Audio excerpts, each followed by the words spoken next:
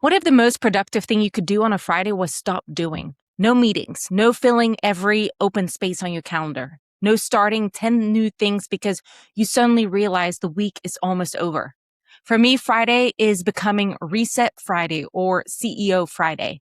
It's a time I use to get out of the day-to-day work and look at what actually happened this week and make sure I'm going into next week intentionally instead of already behind. So if you're running a business, it is incredibly easy to spend Monday through Thursday just doing. You're answering your emails, working with clients, managing projects, creating content, and even handling the unexpected things that somehow show up every single week. And then Friday comes around and we think, okay, what else can I just squeeze in? I've started looking at Friday completely differently. Instead of treating it as another day to fill, I use it as an opportunity to review, realign, and reset. And whenever possible, I keep it meeting free. So I call it CEO Friday because this is when I need to actually operate like the CEO of my business.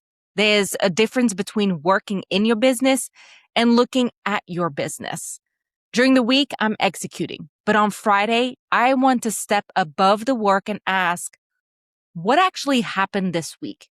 Because your task list tells you what you plan to do, but it doesn't necessarily tell you what actually consumed your time. And that difference can tell you a lot about your business.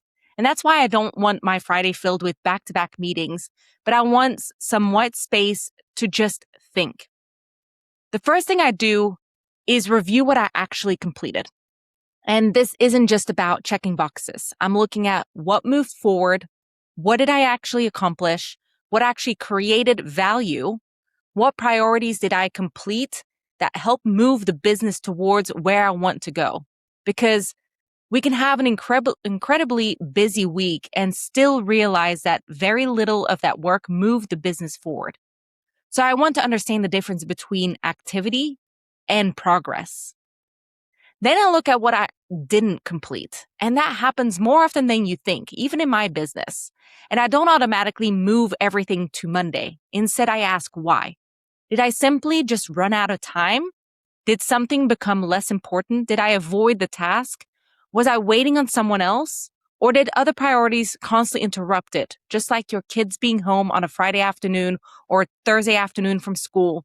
Because if you're moving the same task from Monday to Tuesday to Wednesday to next week, that's information. Maybe it shouldn't be a priority. Maybe it wasn't delegated. Maybe the task is too big and needs to be broken down in smaller tasks. Or even maybe there's a process problem underneath it that you just didn't realize. Don't just move the task, but really step back and understand why it didn't move. So this is probably one of my favorite questions right now. What took longer than I expected this week? Because this is where you start identifying operational opportunities. Maybe something you thought about 30 minutes took actually 2 hours. But why? Was it because I was looking for the information? Did I have to recreate something? Was there unnecessary back and forth? Was I manually doing something that could actually be automated? Or was I answering the same question over and over and over again? This is exactly where I find opportunities for better processes, templates, SOPs, delegation, and especially AI and automation. If something consistently takes more time than it should, don't just accept it, that it's part of running a business, but start investigating it, especially on your Fridays where you are meeting free, where you actually can take a step back and take a look at the week in full. So once I've reviewed the week, I actually realign. I ask, does what I'm spending my time on actually align with what I'm trying to build? This is where your vision becomes incredibly important because your calendar is one of the best indicators of your actual priorities. You might say growth is your priority. You might say you want to build systems. You might say you want to automate your business. But actually look at where your time went this week. Does your calendar support what you're saying you want to do? Because if it's not, something actually needs to change. Finally, I reset. I don't want Monday morning to be the first time I'm thinking about Monday. I want to already know What are my top priorities? What needs my attention? What's carrying over? What am I intentionally not doing? Where do I need to follow up? And what can I actually automate, delegate, eliminate, or even just simplify? That means when Monday comes, I'm not spending the first 2 hours figuring out what I should be doing because I already know, because I planned for it. And mentally, that makes a huge difference. Reset Fridays isn't about creating another complicated business routine. It's actually the opposite. It's about giving yourself enough time to notice what's happening inside your business because you're constantly moving. You can miss the inefficiencies that are right in front of you without even realizing it.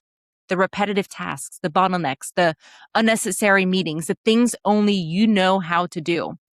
The processes that are taking twice as long as they should. And sometimes slowing down for just about an hour can show you how to save even just as little as 5 hours next week. So here's something you can try this Friday. Block some time on your calendar and call it CEO Friday. No meetings? If you can avoid them, then ask yourself 4 questions. What did I complete? What didn't I complete and why? What took longer than it should have? And what needs to change before next week?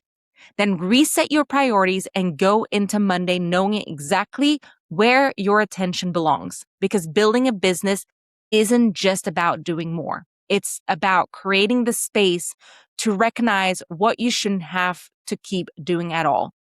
And that's how you start creating a business that operates with more intention and less chaos. Now, if you liked this video, subscribe and follow for more tips and tricks into how to simplify your weekly processes within your business. I focus on small business entrepreneurs or just anyone looking for simplicity. That's where I focus. AI, automation, and simplicity, where we can create, optimize, and operationalize. If you're looking for more information, there's links in the show notes where you can take a free assessment to determine where you're stuck in your business, where the AI advisor will be able to assist and help you navigate through the tasks a lot faster than you can even handle. Just because automation and AI is new doesn't mean you need to apply it into your business today. So I hope this was helpful. Please subscribe and follow along. And if you want more tips and tricks, follow me on Instagram as well, where I share some of my personal life items as well behind the scenes, where I spend a lot of time with my kids, my family, my husband, and do all the activities because we are one busy family. I'll see you in the next episode.